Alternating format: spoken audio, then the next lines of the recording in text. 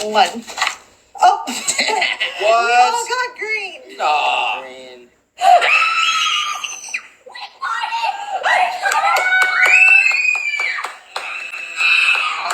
Two. One.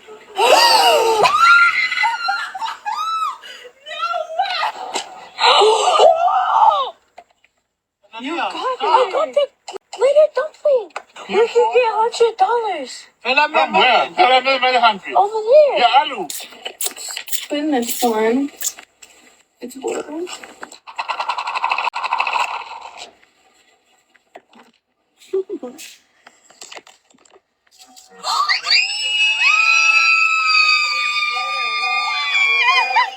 Two. One.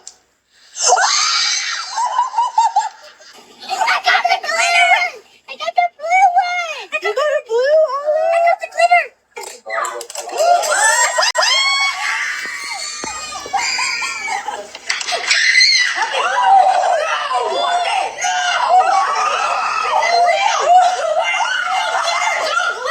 Guys, you look first because what is it?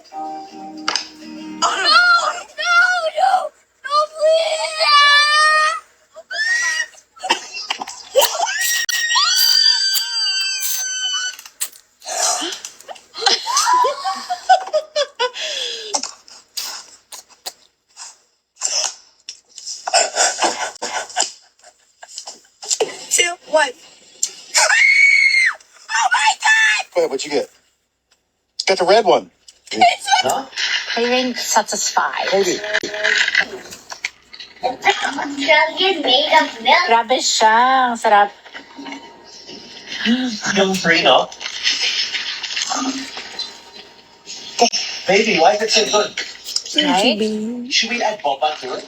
I know I'm gonna buy boba and milk to make our own milk. It's like iced tea. Just got back from the gym and we're watching a little bit of Netflix with the kids and I'm craving. Try natin pagkasyahin yung 5,000 pesos papunta sa Baler or sa Baler. So, unahin na natin sa bus transportation. So, papunta pa lang, 700 pesos na siya. Actually, may sukli pa, 600 plus lang. Pero round off na natin. So, 1,400 siya, balikan. So, pagpunta mo sa Baler, syempre, transportation mo around. Sabihin natin 300 pesos. So, 1,400 plus 300, around 1,700 na. Pag nasa Baler ka, kailangan mong kumain, syempre. Kung hindi ka naman kakain sa masasarap na kainan dyan, sa restaurants or sa hindi kakainin mo, the whole stay sa Baler. 600 plus around 1,700. So, nasa around 2,300 na yun. May kalahati ka pa. Siyempre, yung accommodation mo pa for 2 days. Sabihin na natin around 1,500 or 1,800, ganyan. Hindi ko sure kung may mabubuka sa Airbnb ng ganun kamura. Pero usually yung mga ganyan, transient or hanap ka na lang around there. Pero kapag sabihin na natin around 800 pesos. So, yun, pampasalubong, pang-inom, or pang-activities mo, pang-surf. So, kung mag-surf ka, alam ko, 600 to 700 per hour and then may 100 ka pang sukle. Kasya naman siya, wala kang gagawin masyado kung mag-beach ka lang talaga. Pero kung maglilibot-libot ka around, kung kasama yung transportation mo sa bus, hindi siya kasya.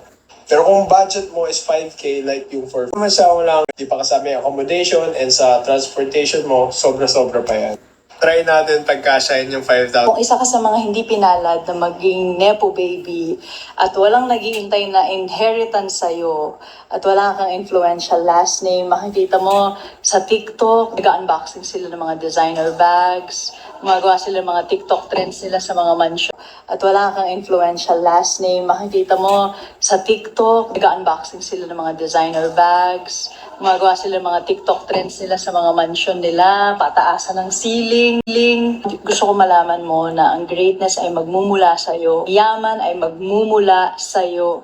May your heart be filled with courage. May opportunities come your way. Generations to come would be so proud to have your last name because of your legacy. You're fearfully and wonderfully made, and I believe in you. You got this. Kung isa ka sa mga hindi pinalad, Ay, grabe. Alam niyo, look or full glam look, bagay siya. Tinan niyo to guys ha, nagmukha akong foreigner talaga sa kulay na to. Look, parang siyang green-gray. Oh.